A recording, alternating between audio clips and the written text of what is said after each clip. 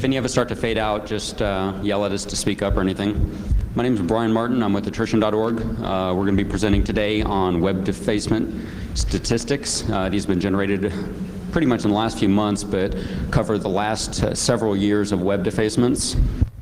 Hopefully we're going to bring to light some interesting trends, operating systems, web servers, and more information that a lot of people have been asking us for. And we're going to conclude with Steve giving you the future of the database, how it's going to morph into an SQL database, custom queries, and all sorts of neat stuff like that.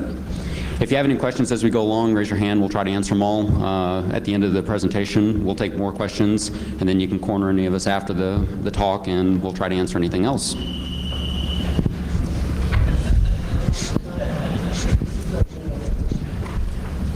Okay, let's begin. Talk's going to cover the mirror, how we operate, the statistics, and anything else that comes to mind or wherever the questions lead us. We have quick bios to basically give you an idea of who we are and hopefully to say, yeah, we know something about computers sometimes. Qualification of statistics. A lot of people like to look at our stats and make arbitrary conclusions based on them, and a lot of times they're not exactly accurate.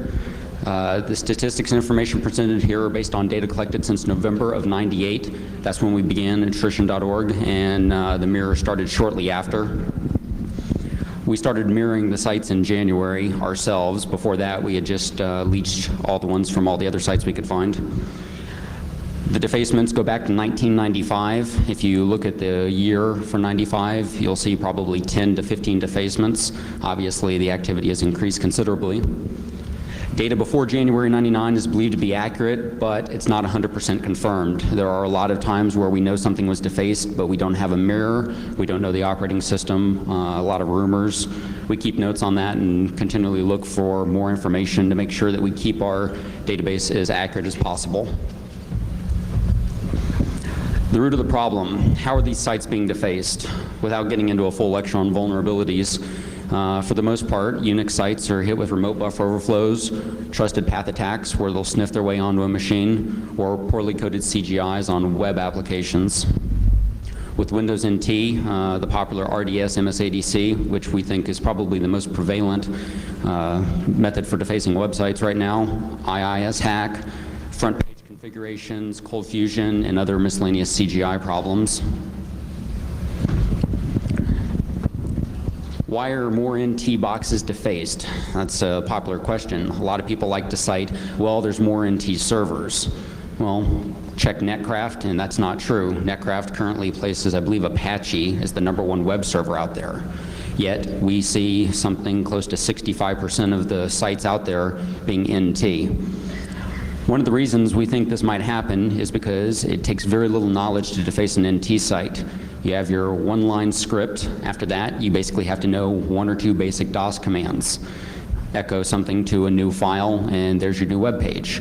That explains why a lot of these NT defacements are simple 1 line or maybe 2 lines of regular text, no HTML tags. Most of the kids can't figure out how to do that. With Unix, it's still a little more complex. There's been times where we'll see IRC conversation of someone that just hacked a box. They get on IRC and the first thing they say is, okay, how do I find the web page? Well, most people say, oh, use find. How do I do that? They don't have the basic skills to navigate a Unix box, so it makes it very difficult to deface the web page. Obviously, using something like VI to someone who doesn't know Unix might be a little bit foreign or a little bit cryptic. A lot of the defaced sites, their admins mail us, why me? Why was my site hit? And there's a wide variety of reasons here. Tagging, basically electronic graffiti. It's just mindless vandalism, so to speak. A lot of groups have one-upmanship. Who can hit the biggest site or the most sites? The gov-mill phenomenon. Apparently it's bragging rights to say, well, I hit a government server, I hit a military server. A lot of these kids think that, well, it's government or military, they must have great security. And as many of you know, that's not always the case. Delusions that what they are doing is impressive or cool. Oftentimes, these kids will mail us. They mail 2600 safe mode. They CC everyone and their dog, including journalists. And they brag about the site they just hit, and it's some mom and pop's fishing store that no one's ever seen. The traffic generated from the defacement is usually 3 times more than the legitimate traffic. Defacing is trendy. It's like baggy pants, it just won't go away.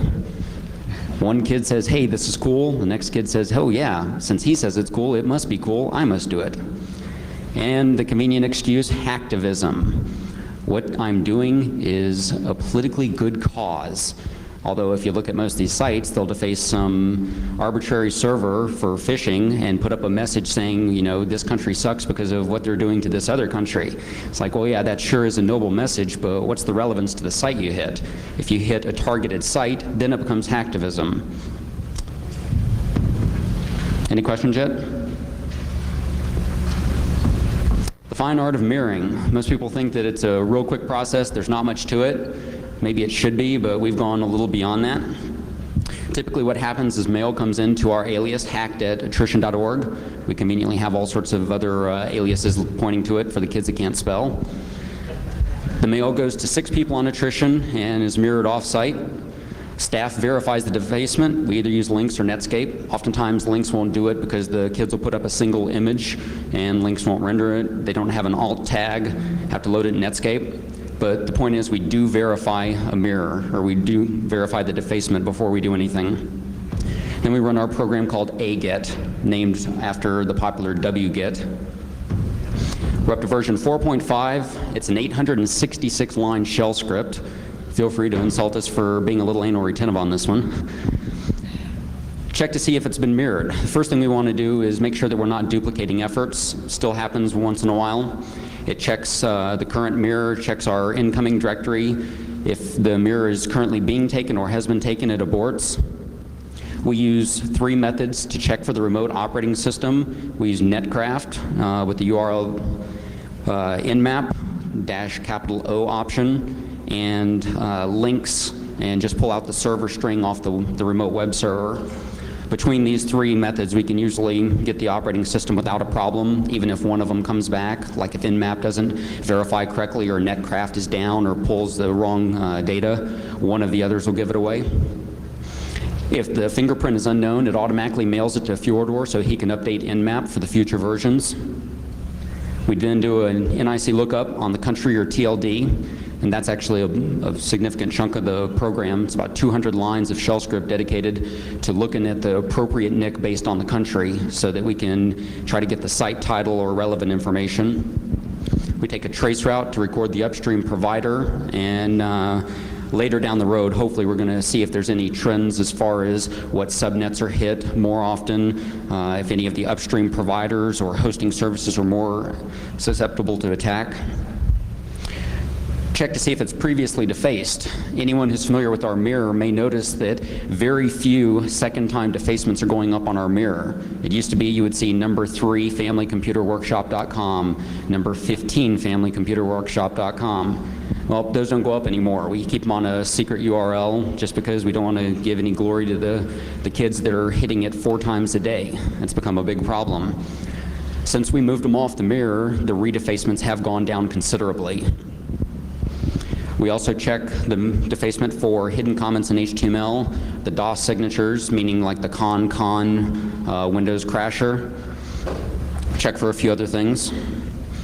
We mail cert based on the country. This is another significant chunk of the code.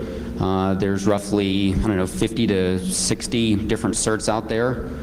We mail NIPC just because we like their lovely responses about 3% of the time. And we mail the NIC contacts of the domain so that the admin gets some warning mail saying, hey, you've had a security incident, you may want to check this. We mail our own mail list that you can subscribe to find out what's been defaced recently. And the form letter clearly explaining this is a third-party notification of a security incident.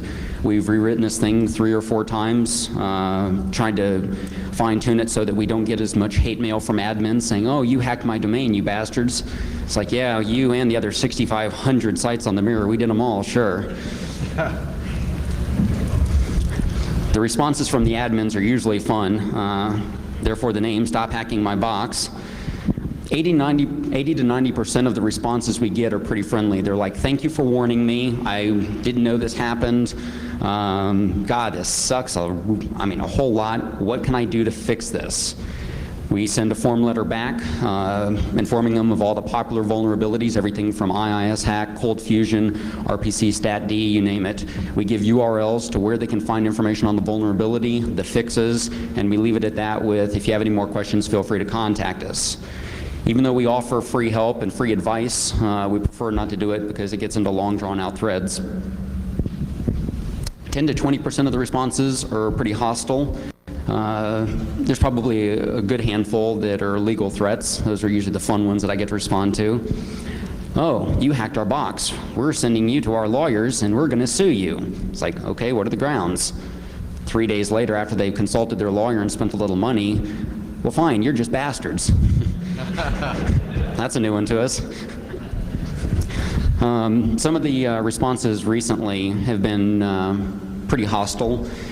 If it's a real hostile response to us, we respond in kind. If it's a polite response saying, hey, this is kind of suspicious that you mailed us 10 minutes after it was defaced, we'll kindly explain to them why, because most of the time the defacement occurs, they mail hacked.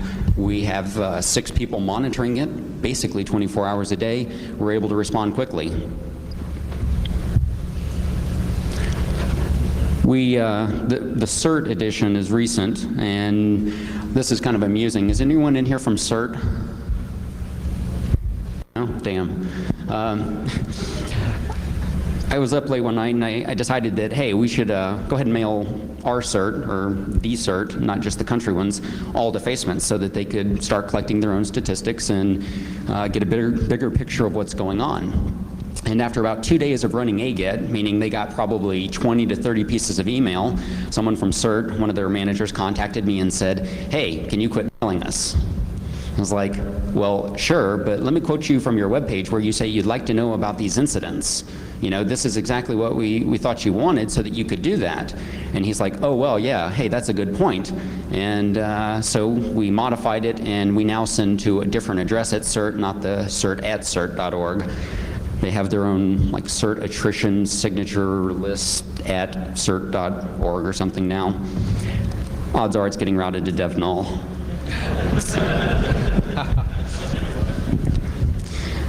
NIPC, this is another fun one. This came right after CERT. Everyone knows that the NIPC is there to stop cybercrime and cyber terrorism and all those other cool words to describe script kids. Started forwarding notification to them because we figured, hey, they want to know about all these incidents. And it took maybe, I don't know, 4 or 5 days to get the first response from them. And it was polite, it was handwritten, it wasn't a form letter, and basically said, thank you for notifying, we'll forward this on to the appropriate people. Well, okay, well, we already did that, but, you know, maybe they'll listen to you. And shortly after that, we started getting maybe 1 out of 50 replies. Each time it was handwritten. The English in the mail was that of a 3rd grader. He couldn't spell words. Most of the sentences were poorly structured, which just chapped the ass of Null because one of our staff members is just really picky about English. And Null started replying to the NIPC with grammar corrections. So if there's any NIPC people in here, you know, it's just for fun. You know, use the mail for statistics or something. Feds love us. One of the biggest conspiracies around attrition is who funds us, who do we work for, et cetera, et cetera, et cetera. I know that some people, no names mentioned, love to bring up new conspiracy theories. The only FBI interaction we've had so far is the FBI Connecticut office. They issued a single 2703D subpoena, which basically said, we want all the information you have on, and they gave us 2 hacker handles, Flips and Fuckrag. They also gave us a list of some 15 defacements that these 2 kids were responsible for, and said, please send us everything you have. Well, we did. And it was almost a month later because they want it burned on CD, and he kept changing his mind. Nice guy, but We ended up mailing it off, and I charged them $16 for my effort and to reclaim the cost of that expensive burned CD. And they sent us a check. It's kind of cool. So $16 is the extent of our federal income right now. But I will warn you, that may double here in a couple weeks because we have another agent that's promising yet another subpoena.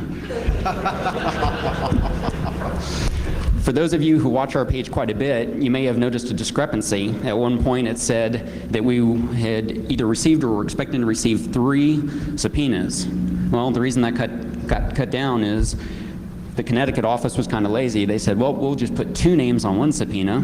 Well, convenient. So that took care of one. And then the 3rd subpoena just never arrived. Never heard from the agent again. I assume he got what he wanted from other sources. It's kind of interesting. I don't know exactly why they want copies of our mirrors burned to CD when they're all public. One of the things they are usually after, though, is the email that comes into us. And we'll get into why and some neat stuff on that. Here. You've got mail. How are we notified? And more importantly, where are we notified from?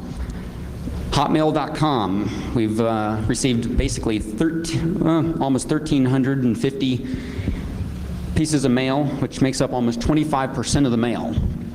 Now, what's wrong with this picture?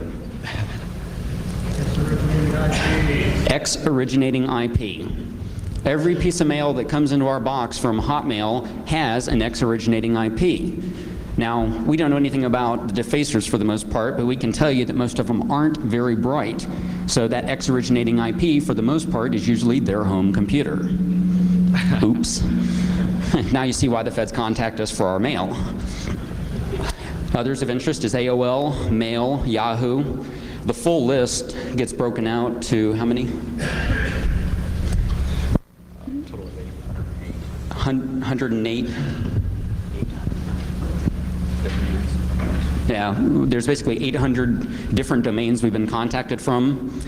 The other 2 of interest is antionline.org. We'll take a cheap shot at them because their admin says, we monitor all of our email and we turn them all in. Yet some of these defacers have been contacting us from Anti-Online for over 6 months. And the interesting one, hushmail.com. Everyone familiar with them?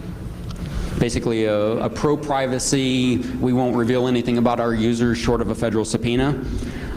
Not even 1% of the mail comes in from Hushmail, and they give out free accounts. Not bright.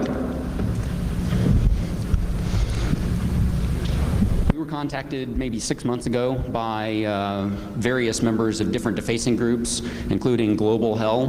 And they said, yeah, when we were raided, the FBI agents were holding printouts of your mirror in front of our face saying, did you do this? So the feds have been using our mirrors, just not exactly for the best of reasons. Forensics and mirrors, and we're not calling this profiling, this is forensics. Most defacements are sloppy. They leave a nice forensics trail. If any of you are into computer forensics and you ever have some time, go pick a random group off the mirror and look at the HTML and the other information. You can find out some neat stuff from them, especially if you look at the meta description, meta name, meta generator. It's easy to match one person operating under different names. We've recently picked out 2 or 3. McIntyre's been kind of looking at the cross breakouts. And some of these defacers will hit maybe 10, 15 sites, change their name, and continue defacing. And they'll change their style a little bit and everything. But looking at the HTML and everything else, it's pretty easy to pick them out. There's indications that groups and individuals talk before choosing targets. And this is something else we'll be generating hopefully in the next few months.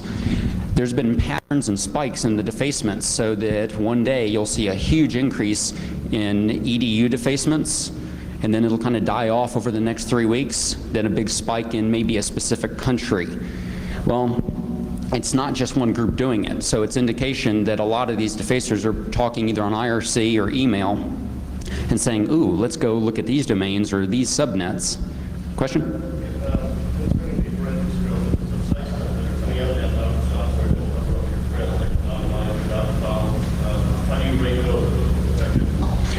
Okay, the question was sites that come up like anonymizer.com, and they probably are effective, but they're foreign to most of the kids. I mean, we see very little interaction with them. Almost every defacement has some kind of one thing or another, a sloppy, either how they contact us or information in the field, signatures, you name it.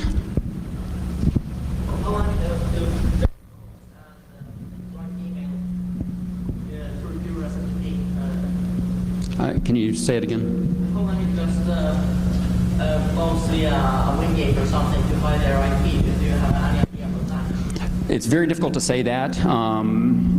About the only way we could do that is if we check all the X originating IPs and fingerprint them as well. And if we started seeing Windows boxes and hit them on port 23, start looking for that, would be very difficult. And that would also kind of put us out a little further. Just doing the in-map fingerprint of the remote site, when we take a mirror, we sometimes get questions about that. It's like, why are you fingerprinting or why are you port scanning our site? If we start doing it to arbitrary host, I'm not so much worried about that host doing it, but they're upstream noticing it with their IDS or something. That could put us into a little more heat that we don't want. Very likely it is happening. For their sake, they need to do it. Any other questions?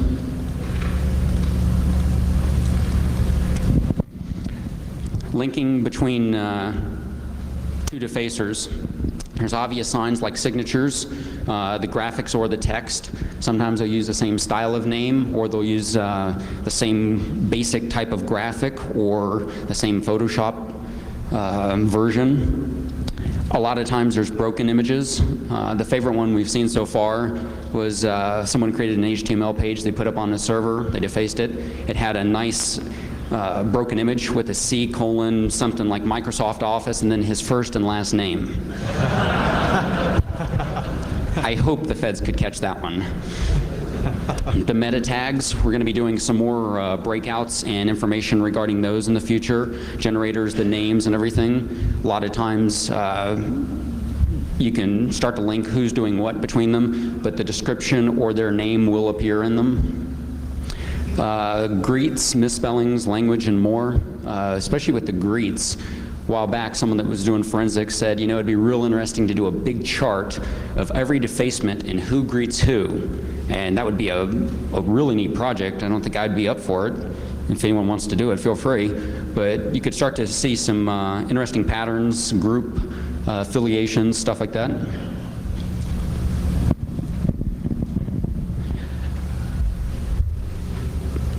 We also have an advantage of linking between people when they mail us. Oftentimes, they will flat out say, ooh, you know, put this mirror up as this name, and they're contacting us from their old name. We don't. We just go off what the Deface website says. The other free mail, left some notes in there. Like I said, the X originating IPs, and there's some other X headers that are very revealing. X source in one of them. In some mail, the defacer takes credit. They mail us and say, hey, I hacked this site. Why? Why do you have to say that? All you have to do is give us a URL, we'll determine that. You know, elsewise, that mail gets saved, archived to cover our ass. If it's ever subpoenaed, well, that person's nailed. When we're contacted, all we need to know is a URL, and we can do the rest. And I think we covered all this. Yeah. Mail woes. Of all the mail we get, about 33% of the mail is for sites that are not defaced. So that means we have to weed through a lot of sites. We take a lot of time doing that. Sometimes they're not defaced, they don't answer, or they show no signs of intrusions. Sometimes we just miss it because it's a huge site and they put some real small signature that does prove that they were there. We just missed it. Sometimes we receive mail of a defacement before it happens. Usually this is only a minute or two. Any mail that warns us of a site being defaced in advance, we are legally responsible for notifying the proper people, whether it's the administrator, the FBI, or local police, whatever. The mail that the kids receive in response is usually very hostile. We tell them never to mail us again, to go kill themselves, because it puts our fingerprints in their logs before, during, and or after the hack. Obviously, that somewhat implicates us. We're often accused of encouraging defacements. This is far from the truth. If one day I get motivated, I'll put up a whole thread of email of us having correspondence with the defacers. We are always encouraging them to quit. We have gotten, I believe, 3 defacers to just completely give up on what they're doing. We convinced them that what they're doing is not cool, it's not hacking, it's not productive, there's no valid reason. They said, hey, you're right, you know, I'll move on to something more productive. Odds are we've berated and insulted most of the defacers for their activities. We've questioned them, encouraged them to stop, and we're not the only mirror. People say, oh, well, you know, they're just doing it to get up on the mirror. Maybe so, but if we go down tomorrow, 2600 safe mode and 50 other sites are going to pick up the mirrors. We like to look at ourselves more as a news source, and we don't encourage the kids any more than the local news encourages arson. Question?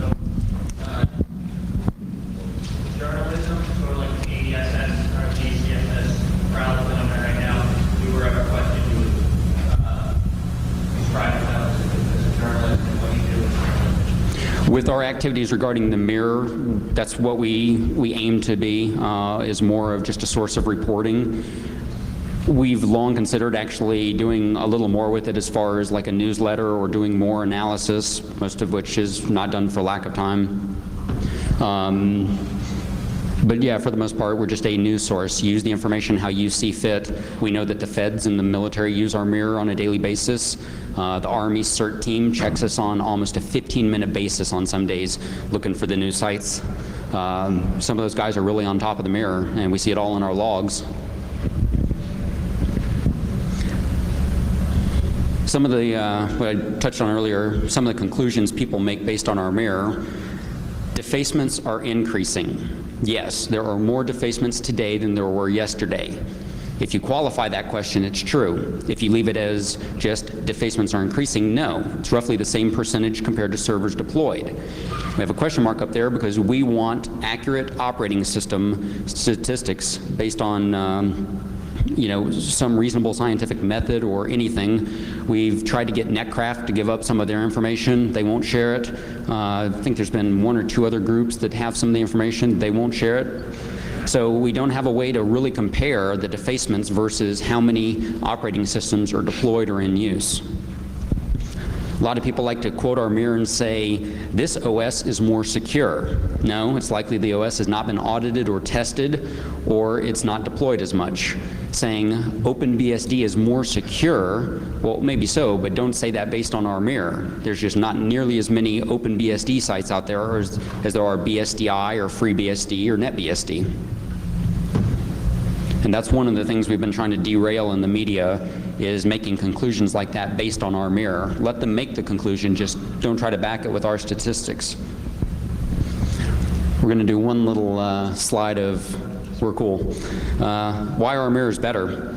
All of our information is public and free. Everything we have basically is up for the world.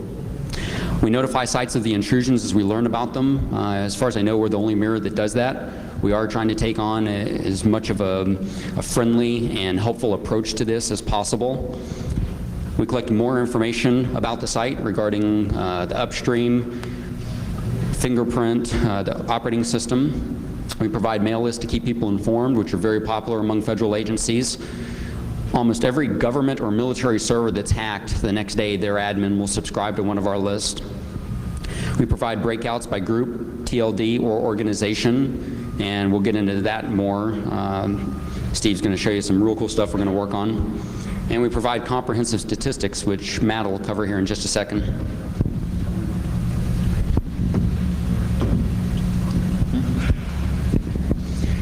Most active groups, basically who's been doing it for a while, and you can see a few of them, how many hacks they've done, how many days they were active, and how that translates into years. And what's interesting is 4 packs, Antichrist, Global Hell, 2 of which are foreign. Global Hell was mostly in the US, Global Hell was busted.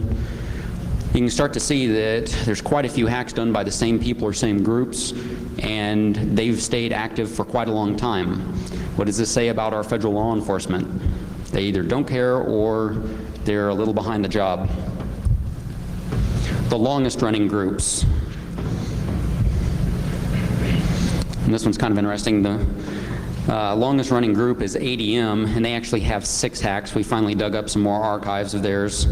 811 days. That's a long time. And let's see. I think most people know Haggis and probably seen a few others. Defacement counts and percentages. Sure. Yeah, I'm going to let Matt take over as he's generating most of these statistics. Sure. Hi, I'm Matt Dickerson. I go under Munge typically. I'm about to go into another section. It's a little more graphical, maybe hard to read. We'll see. But please feel free to interrupt and ask a question, especially with the graphs and so on. It can be confusing at times. Okay, I guess this is just a breakdown of the TLDs, the generic TLDs. As you can see, vast majority of the mirror is U.S. commercial, about 42% of the total. Interesting, just looks like we've put in some interesting countries. Brazil has an amazing number of defacements by proportion. Anybody have a theory on that, let me know. Okay, we're getting into some of the graphs now. Does that look legible to you guys? Can you see it? Okay, the purple line you see there on top, that is year 2000. The green line is all of 1999. These are daily cumulative totals, and you can use these graphs both vertically and horizontally to kind of measure the difference over the previous year. So you can see we're doing it about double last year's rate currently. Okay, this is defacements per day, January 99 to July 2000. I threw in a linear regression line just for grins, just to kind of give you an idea of what the trend is. This is a spike graph that has a mean or an average right there at 11.3 defacements per day. If y'all didn't gather that from those previous graphs, like this one, on the left-hand side, that is defacements per day, and we do not count what we call a mass hack. If you're familiar with the term, sometimes someone will break into a server with a lot of virtual domains on it. Okay, well, they'll deface sometimes 1,000, or more at a time. We only count that as one hack for these statistics. Okay, getting back to where we were. These are monthly totals, January 99 through, it looks like June. July is not completed yet. We'll have the stats at the end of the month on that, but as you can see, there is an enormous spike in November of 99. It's pretty interesting. Let's see, this is just a histogram. Actually, I debated about, putting histograms up there on at all, but sometimes you can get a lot of information out of them. The range is going to be on the bottom. You have 0 to 60 defacements per day. The fraction or the proportion of the defacements is on the left-hand side, and the median is going to be near the top of that bell curve. Okay, this is getting into operating system totals, and as you can see, yellow or on the bottom is Windows NT. Windows NT is Windows 2K, Windows NT 4 and 5, and Linux is white. It's an aggregation of all Linux distributions. The BSDs aggregated again. All of those are orange, and green is Solaris, and all other operating systems are at the very top there in that little thin slice you see. And you can see the big jump in NT defacement starting in about October of '99. We can make an inference, prior to taking operating system fingerprints, we can make an inference about the release of certain exploits. And for instance, even though we don't have stats for all of '99, we know that there was a very big exploit release in April of that year, which was some months before we started taking all his fingerprints. We see a big jump. The range goes from like between 0 and 8 to 0 and 30 defacements per day, and it's never gone down since.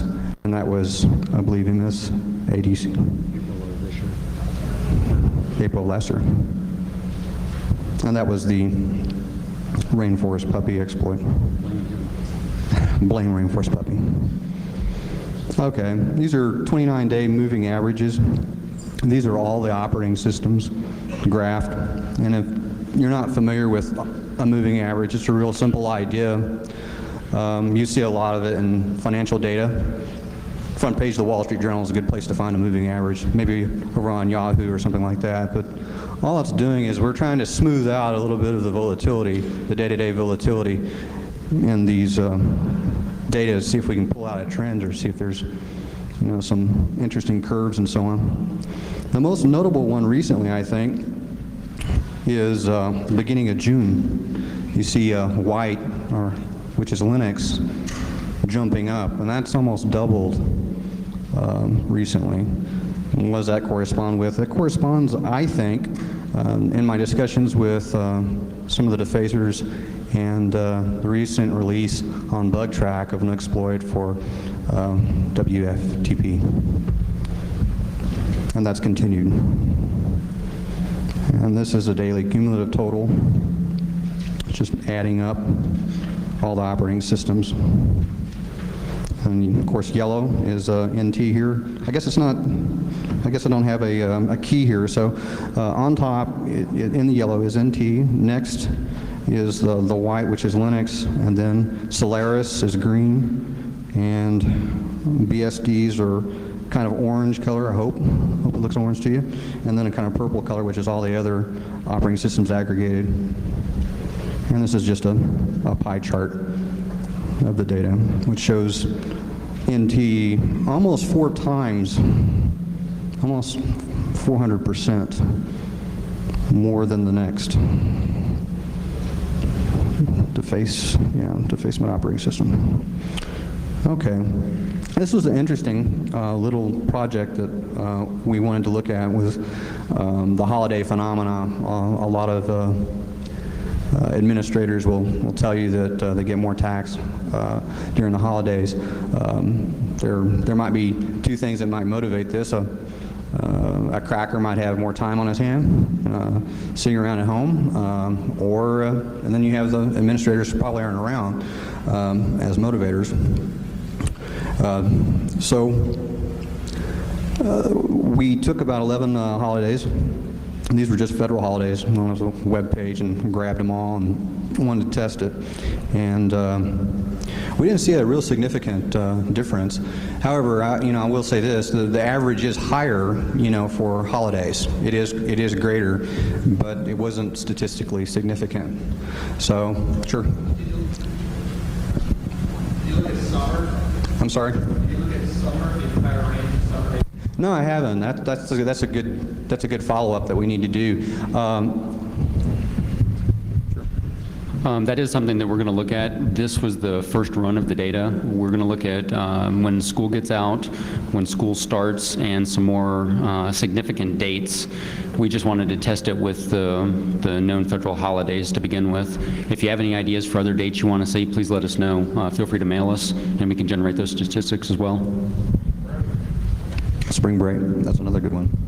Spring break varies from school to school. Yes, sir. I don't see keep statistics on the OS, but you keep statistics on what the server is, whether it's an enterprise server or Apache. Yes, actually, if you've been to attrition recently, as of this week, this Monday, we put up the web server graphs page, which you can reach from our main statistics page.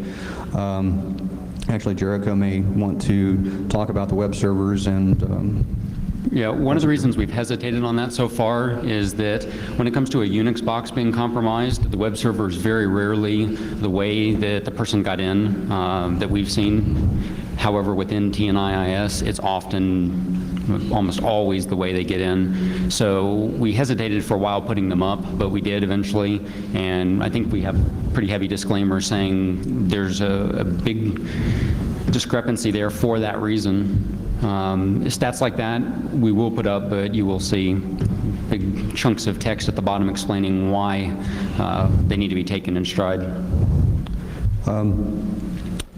Actually, just off by my memory, I recall that IIS was 58% of all the servers that have been defaced since we've been taking fingerprints. Apache was 28, or about one half that. So you can go to Netcraft, which we have linked on some of our, at least some of our pages, at least the stats, the main stats page. Several sources where you can compare that to surveys that have been done by, other companies, other organizations. One other interesting stat, he said that I think 58% were IIS. Looking at the web server defacements for systems that were hit more than once, that jumps up to closer to 80% are running IIS. So it's an interesting jump that your NT box is more likely to be redefaced.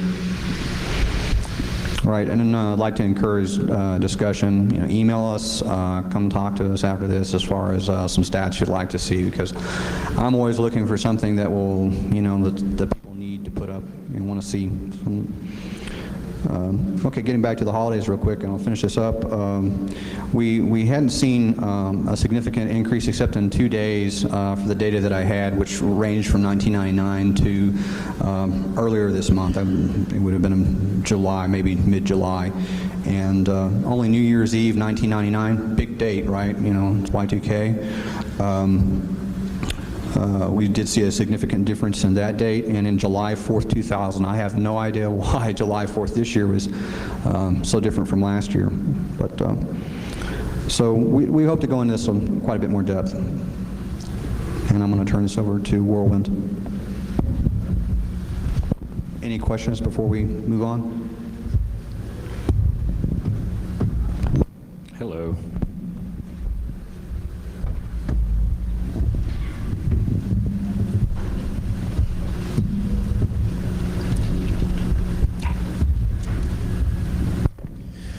Okay, the future of the mirror for attrition is basically going to become databased and searchable for the general public. What this will help accomplish is less work on our end by giving more power to the user. When you come to the site, you can look and find exactly what defacement you're looking for, what years you're looking for, what month, what day, what OS, what top-level domain. Just to clarify some stuff right now, we whipped this up real fast just as a presentation for Black Hat. Right now, this is running on Roxen 1.3 with a MySQL backend. So what we would like to see is in the future, we're going to have PHP on Apache with a MySQL backend. Donations are welcome if you want to send hardware in so we can get this up faster if you want. Speaking on what Munge said about, kill myself up here. On December of 31st last year, we'll do a quick search and find how many were there, and there's, what, 29 that we have listed. We'll run through some quick demos for you real fast.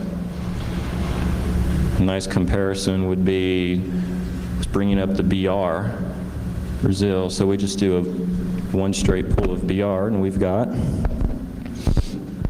sorry, this is a 166 laptop, so bear with me. Once again, donations, it'll be faster, and you won't have to wait as long. 367 total that we have, and this dates back to when we started mirroring, what, 95, that we started logging everything. We've also put in the functionality of being able to search by operating system. We were going to approach the search by defacer handle, but at this point I think we've got 1,600 distinct handles, and with each one of them using a broken keyboard, that increases the number of them. So, I left that functionality out at this point. But if we were to pull up a quick, let's do, hey, 1999 of military.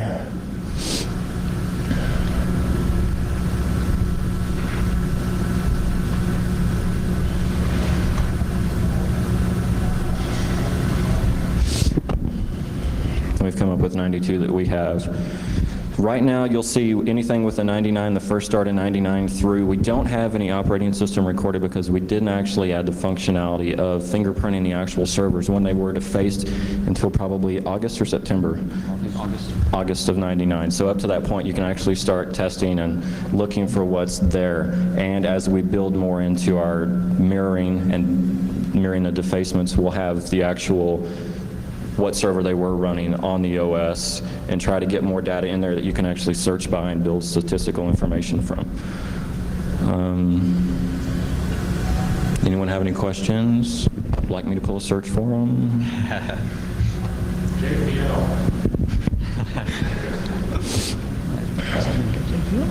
Yeah, well, he's got NASA.gov. Where does he want? There's NASA.gov. Oh yeah, that's there.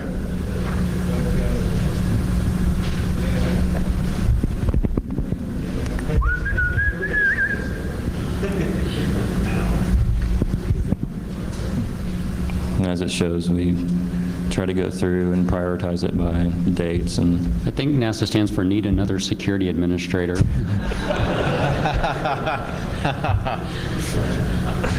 If we were to pull all just open Linux, no, I'm not going to do that. OS, anyone?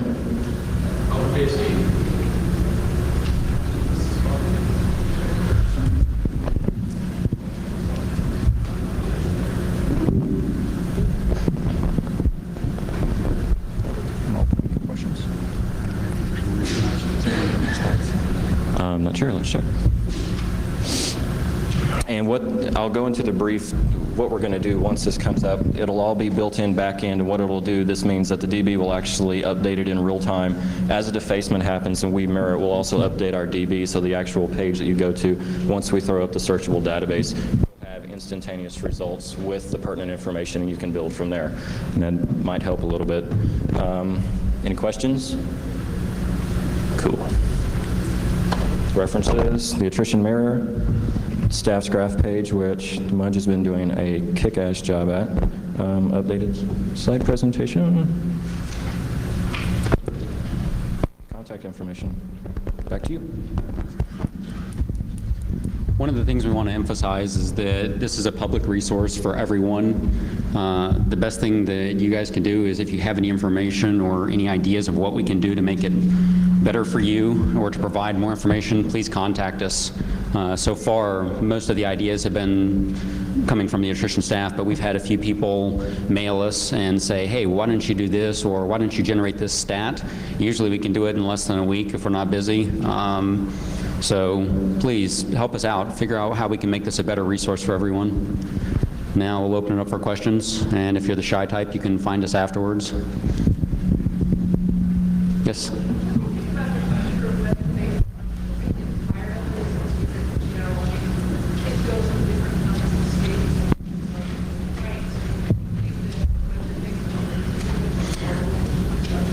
The question is, do we think that web defacements will get old or boring? We certainly hope so. For the most part, if you actually take the time to look at every defacement that occurs, 99.9% of them are trash. They're not worth reading.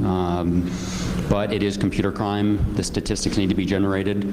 Hopefully, someone will realize that, wow, we're not putting up a good message, and maybe they will only deface a server if there is what they consider a worthwhile cause, which obviously will be up to them. But hopefully defacements will go down and we will see higher quality of anything.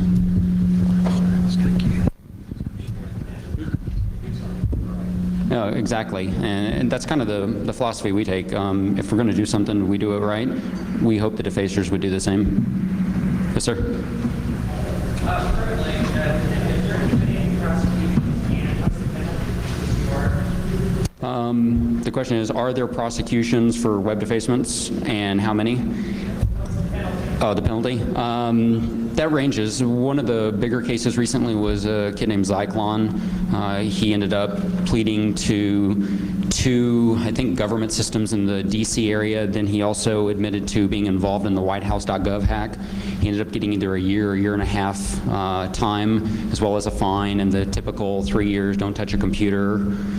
some of the global hell kids, they ended up getting either probation for X amount of time, don't touch a computer, a fine.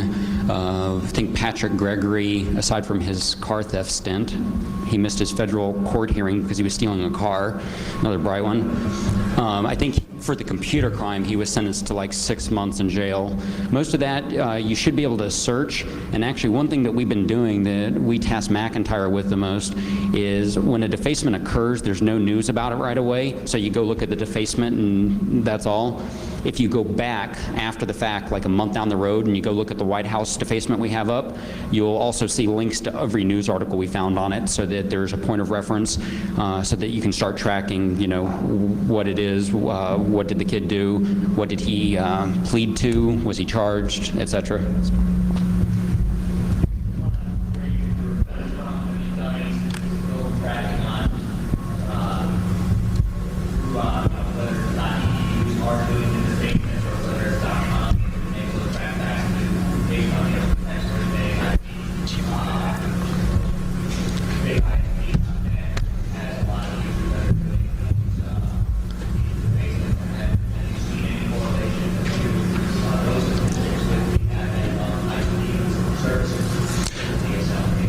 Okay, the question is, based on the X-originating IPs that we get, have we done any statistical analysis of where they're coming from, if they're prone to come from a specific domain?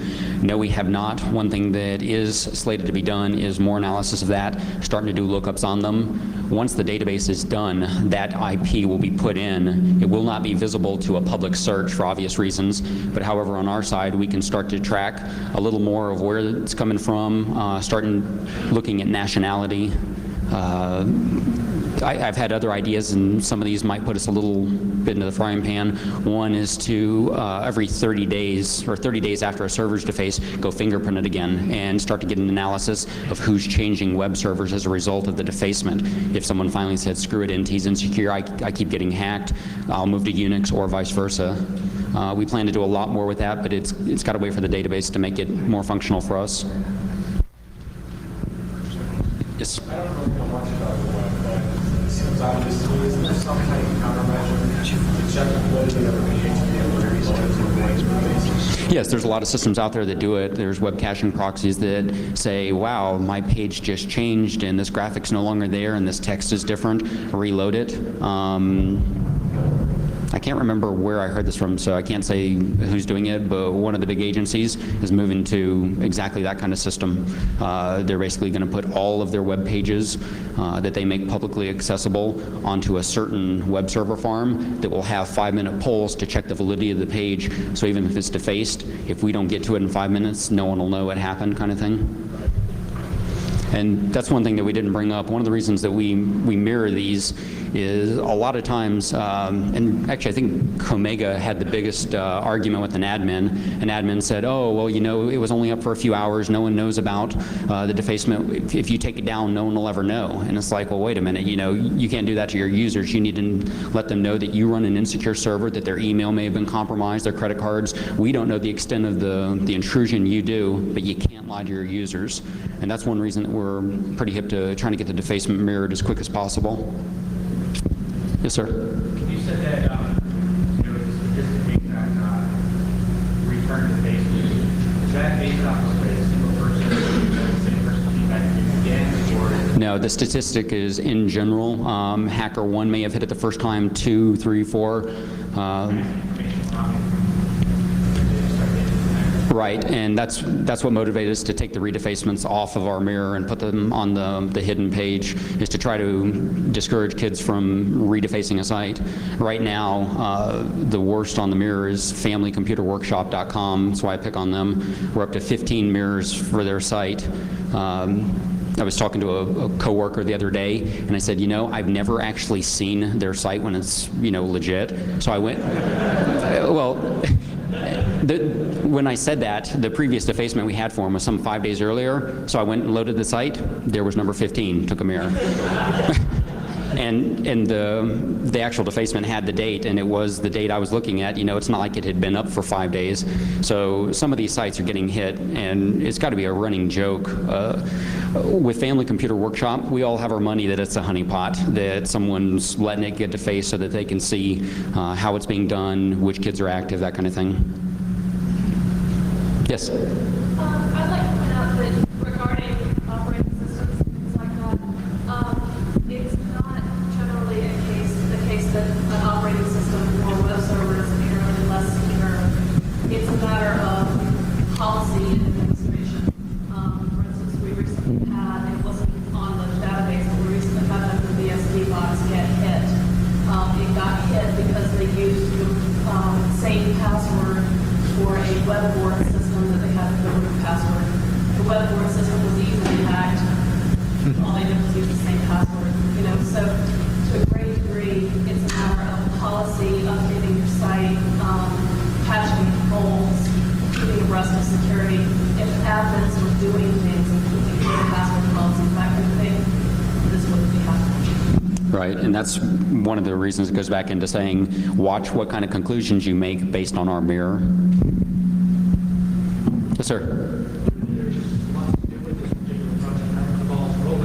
Why did you start? You just waited 1 day and decided? Well, attrition morphed from security.org, which I think you're familiar with. As far as the mirror goes, we were, I don't know exactly what prompted it, but at one point I said, you know, this sucks going to 87 sites to see, you know, 15 different mirrors to track them down to see what was done, which domains were hit. So I started making a collection, and eventually it just kind of moved on into the attrition mirror. And at that point, as soon as we started making it public, I said, if we're going to do this, we're going to do it right. Started enlisting the help of the rest of the attrition staff, trying to get ideas. Started beating the hell out of Munge to get some good statistics and make this useful. Yeah, I really don't know why most of attrition is up. It's kind of whatever comes to mind, whatever we feel like doing. In the back?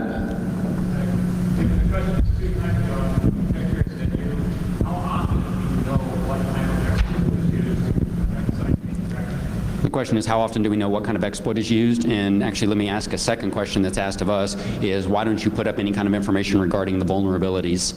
Number one, if we put up a web page defacement and we list what vulnerability is, we're liable for all the rehacks of it. I mean, these script kids, they look at our mirror just as often as the feds do, and if we put up a domain and how it was hacked, well, there you go. They're going to go hack it a second, third, 15th time.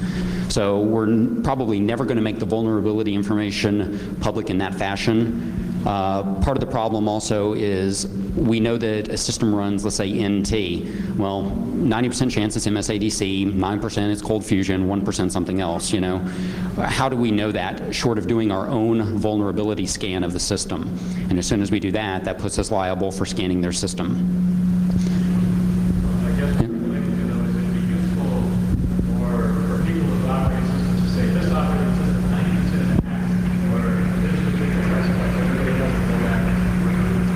Sure. Say the last part of that, please. So everybody's on, I've got operating systems, so this is the one I feel like I want to go above 90%.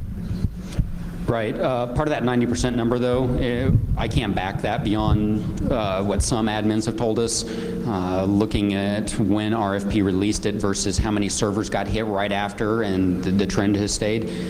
Because we can't back what we say on that, we don't want to make it public. Question over there? Yes, sir.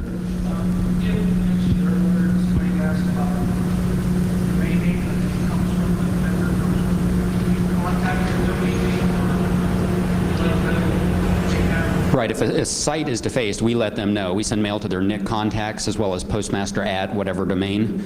We don't let the operating system vendor or anyone else know. What was your reason for putting up on your site?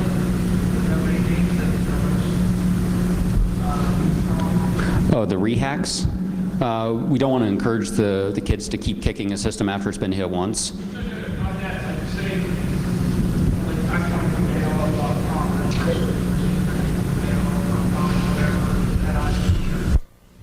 Oh, why don't we give up the X-originating IPs? Or when we get some statistics as far as where they're coming from, if we end up saying, wow, 25% of defacers come from AOL, we'll put that up, no problem. But it's a privacy issue. We can't give away who contacted us. Oftentimes, the admin will contact us and say, hey, can you share the mail that you received so that we can, track this bastard? And we're like, well, no, because we don't know that the person contacted us had anything to do with it, especially on big sites. If it's a popular domain, sometimes we'll get 10 pieces of mail from 10 arbitrary users, all of which just stumbled across the site and said, hey, wow, this is defaced. I know about the mirror. Let me tell them about it. And because of that liability, we will never give out the email short of a federal subpoena. Right, the common, as soon as we generate those statistics, yes, we'll put them up and they will be public. Yes, sir? Do you have any idea how many of the machines that get hacked into the website that really aren't intended to be used as web servers? They're just like end-user workstations running on there, and so... We're seeing that more and more, especially with more people putting their servers on. One thing that was kind of interesting is recently GeForce Pakistan hit a bunch of government servers. We later found out from their administrators that they actually installed a web server on the machine to deface it. And that's putting us into a little bind here. Do we label that a defacement when it wasn't running a web server? So we're having to kind of readjust how we're doing things. Oftentimes we have to modify basically our policy on mirroring, whether we consider it a valid hack or not. Because it was I think Gov, or was it Mill? I think it was a government domain. Because it was Gov, because it was GeForce, and because there's 58 active investigations on them, and because the admins didn't care, we kept them up on the mirror. Yes, sir? Yes, we hit that the other night and readjusted our policy on that. Someone did legitimately hack a machine with the web server, but instead of putting up their own page, they redirected to a GeoCities page.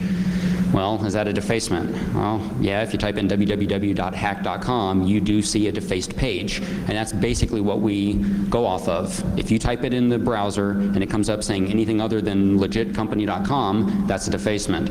That makes it a bitch to mirror, though, because our utility tries to get that. It gets the redirect page. It doesn't actually follow the link necessarily. So we're having to work on that, and we're having to basically watch our policy on it. Mm-hmm.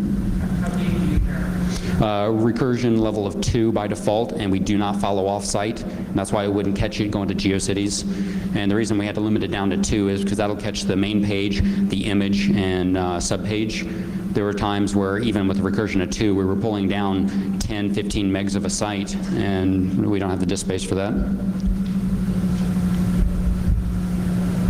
Yes, sir, in the back? Are all the mirrors that appear on your site now original based content from that servers? Yes, 99.9% of the mirrors we have are exactly as is. The only exception is sometimes the defacer will call an image off of a foreign site. Sometimes we will modify the image source tag to call it from our server, and typically we'll take the original line, comment it, so that it's still there for integrity, and then say we redirected to this copy. Or we'll put a touched file in the directory with some notes or something. We keep very, very close track of how we manipulate the mirrors, but for the most part, no, it's all original content. Contained from the original path? Yes. Maybe 1 out of 500 now, we will actually put a mirror up when we didn't verify it, and that's only if someone like AP or MSNBC does a news article. If they can write an article and say it was defaced, then we'll go off that. Short of that, no matter how big the site is, if we don't verify it, it's not defaced as far as we're concerned. And that's where that 33% of the mail comes in a lot of times. The kids will sometimes mail us back, oh, well, the admin took it down. We reply back, well, if you can't keep a server defaced for more than 1 minute, it's not defaced. I think we're running out of time. We'll take one more question, and just hit us up after this if you have any more questions. As a follow-on to the question I got started with, do you have a vision for where you want to be 5 years from now? I can't plan beyond next week. Not really. We have some ideas. We've got some Ideas not only for the mirror, but the other parts of the site. We're revamping, we're redoing errata. Who knows? It's basically a whim.